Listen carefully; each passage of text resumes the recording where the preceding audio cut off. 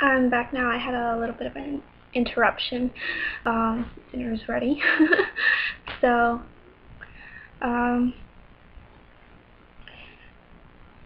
so basically what I was saying is that marijuana can be addictive, but even more dangerous are some of the pharmaceutical drugs. And one of the reasons why is maybe not so much with the hard drugs. With marijuana, you could just quit cold turkey, and it'd be okay. With the prescribed legal pharmaceuticals, a lot of them you can't just quit like that. That it'll be very highly dangerous for your body to just up and stop the drug because they are so powerful, some of them, and they can be very dangerous to you physically to just up and stop them. You have to taper them off.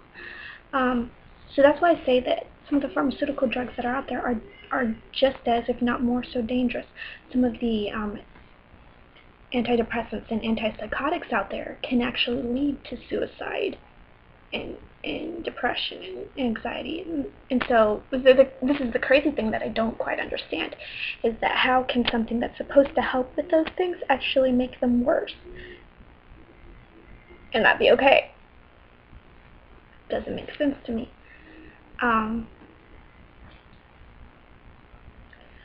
So anyway, and then I see like a lot of like returning vets. When I was in the military, I saw a lot of vets because I worked in a hospital and everything.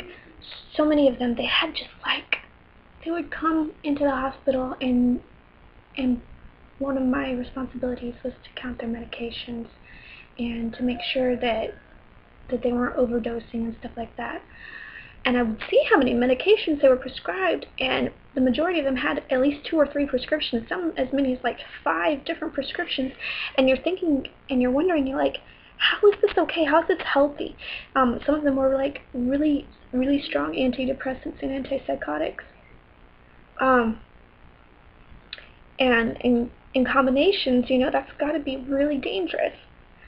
And the thing with the antidepressants and antipsychotics is, like I said before, they're supposed to be curing or treating these conditions like depression and anxiety and so forth. And yet, some of the side effects, the worst case scenario side effects, is it could lead to suicide. And you're thinking, well, how's this supposed to help? So that's something that I didn't get. Like, how would these returning vets just get all these dangerous antidepressants and antipsychotics thrown at them, like, instead of like giving them proper counseling, proper treatment, these doctors would just prescribe all these dangerous medications. And if anything, it probably made their PTSD and stuff worse. Excuse me, got the hiccups. So that to me didn't make any sense. And what's mind-boggling about that is that some of these people could probably benefit from marijuana, from medical marijuana, as long as it's, in certain kinds of doses that are safe and in the right format. They could benefit much more from medical marijuana than they could from these dangerous antipsychotics and antidepressants.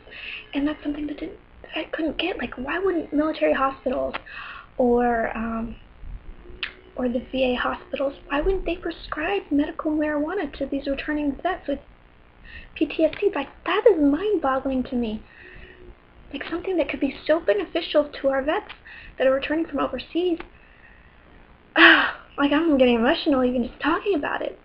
Like, something that could be so beneficial to them. And they're being denied that and being prescribed something that is so dangerous and could actually worsen their symptoms. Oh my gosh, it just makes me mad. It's really upsetting that the military would care so little about their people, about their soldiers, about their vets, that they couldn't prescribe them legal medical marijuana that could help them to recover from their war injuries, their mental war issues, and instead throw a dangerous to let them, you know, prescribe them something that could be harmful to them. That is mind-boggling to me. But I think a lot of it has to do with our culture and our society. Back in the day, when there was all this anti-drug phenomena of anti-drug publications and things, and this, these ad campaigns and so forth, just say no to drugs, blah blah blah, drugs are bad in every kind of way. There was this movie made called Reefer Madness, and it was just like this hypothetical, like bizarre scenario which wasn't even realistic. So I don't know. I think that if any drug should be allowed, it should be okay, it should be marijuana. But let me put this out there. Because it is a drug, it can be addictive. And like I said, for some people it can be a gateway drug or a crutch if they're getting off of, or trying to get clean from the hard drugs. I had an acquaintance. I'm not going to go into who she is or what her life situation is too much, but she was addicted to the hard drugs, and she was trying to get clean. And she was clean for a while, but she ended up having a couple of slip-ups where she went back. But part of her trying to get clean from the hard drugs like heroin and cocaine and whatever was using marijuana as a crutch, so to speak, as an alternative, a safer alternative. That to me, because she was an addict, seemed very dangerous, because if you're addicted, if you're an addict, or you have an addictive personality, so to speak, as they put it, then, whatever your drug of choice is going to be, you're going to overdo it, you're going to be addicted to it, you're not going to be able to take it in moderation.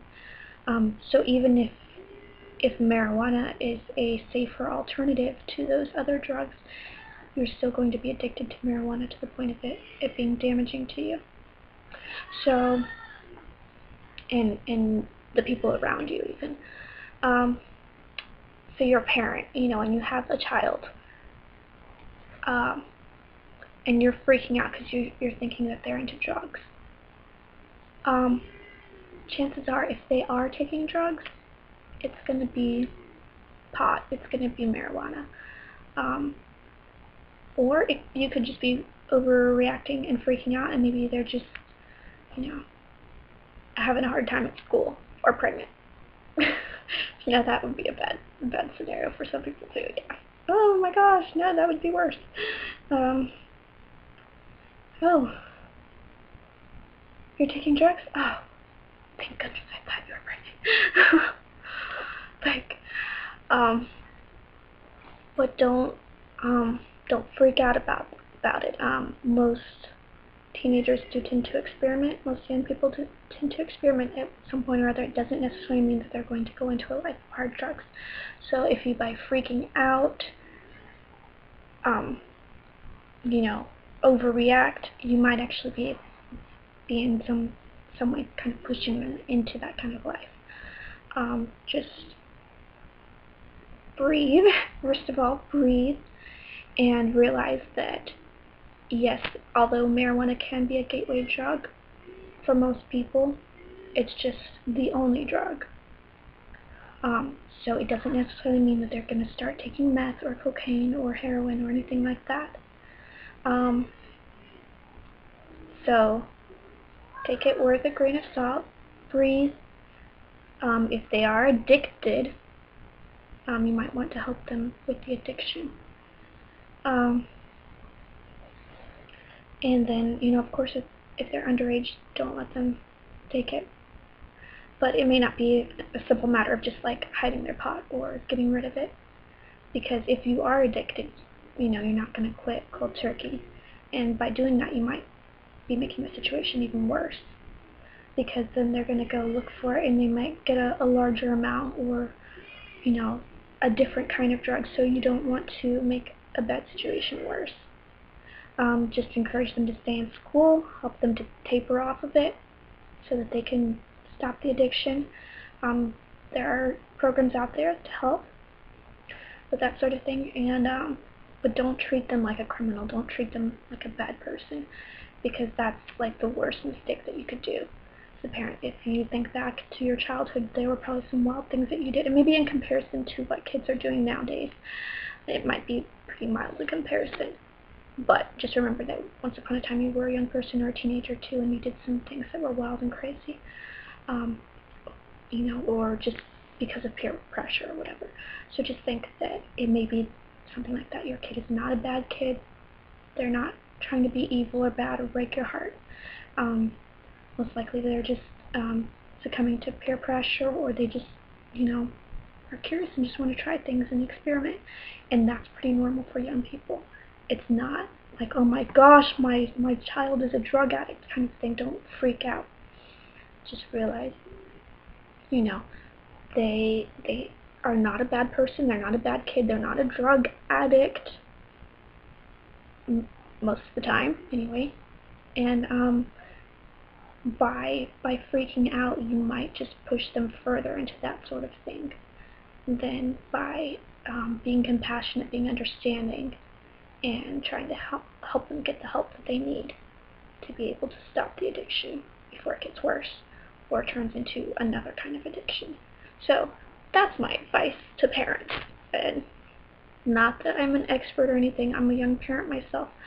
And I'm not a parent of a teenager yet. I'm getting there eventually. But having once been a young person myself, and just seeing things, that's my advice to parents. And if you're a kid, you're a teenager, you're a young person, especially if you're underage, just be very, very careful, because the legality of it aside, you could get busted for that and get into some sort of legal trouble, which could affect getting a job later on or getting into college. So just keep that in mind. And in addition to that, if you manage to get addicted to a drug, it might affect your school or job performance to the point that, it could keep you from getting the job that you want or getting into the college that you want. So just keep that in mind. And you may be like a rebel or going through a phase of like being a rebel or whatever, but it will affect you later on. So you may be going through a phase right now, but eventually you'll grow out of that phase and you'll wish, you may wish, well, maybe if I'd done differently, then my life wouldn't suck so much right now. So just keep that in mind. Anyway, so that's my spill on that. I think marijuana is the only drug that should be legalized. I think the hard drugs should not be legalized, but I think that some of the laws in relation to that, and as far as putting people in jail and putting people away for really long periods of time, I think are a little bit harsh. You have to consider that some of these people get into bad situations and they're just trying to find ways of helping their families. I know if it came to me, if it came right down to it, if my family was in the streets, if we were homeless, if we were starving, I would do just about anything to take care of my family. And some of these people, they are in those kind of situations and they are trying to find a way to help themselves or help their families.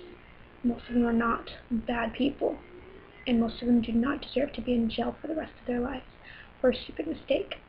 So I think that the authorities should take that into consideration and deal with these sorts of things on more of a case-by-case basis instead of just sentencing someone to life in prison for one mistake. So that's my spill on that. Anyway, and I will probably move on to do some other topics later.